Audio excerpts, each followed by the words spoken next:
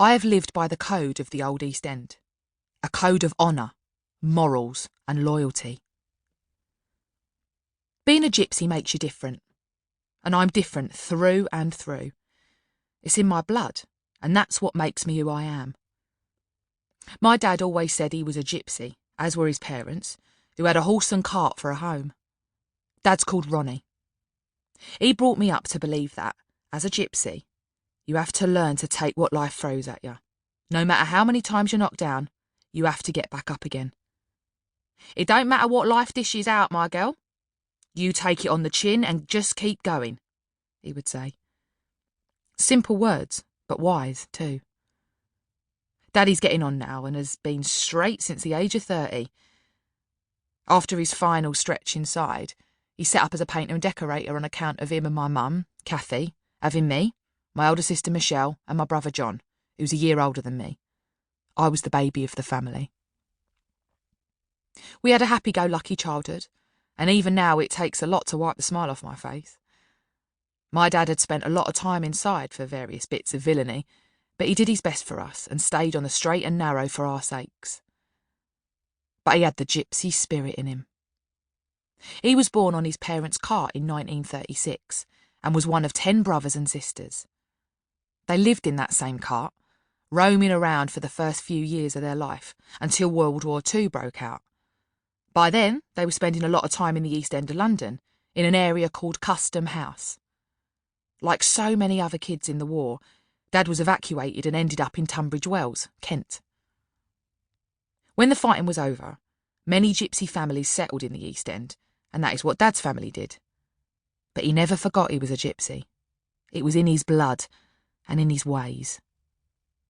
He loved horses and travelling around. He always said that was when he felt really free. But life changed after the war for so many gypsies. They were tied down for the first time. Silvertown was where I grew up, in the London borough of Newham. It is a tough, industrialised district on the north bank of the Thames and is named after Samuel Winkworth Silver, who opened a rubber factory there in 1852. One side of Silvertown belonged to all the factories that were built on the banks of the river, and the other side is where we lived. When I was a kid, the docks were right behind our 3-bed council house in Camel Road. But all that has changed now, and it's City Airport that overlooks the estate. It was nicer when I was a kid. We used to watch the ships come into the docks from our bedroom window.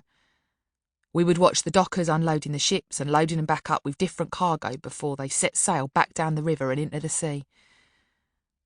In those days, whatever arrived on the ships, destined for the shops of the land, was always on sale in the streets of Silvertown first. There was a booming black market in the area, driven by the docks. There have been all sorts of regeneration projects around there, but, in many ways, it is still the same old Silvertown to me. I was born on the 13th of September 1966 and got to know the area well in the 1970s. Silvertown was like one big happy family.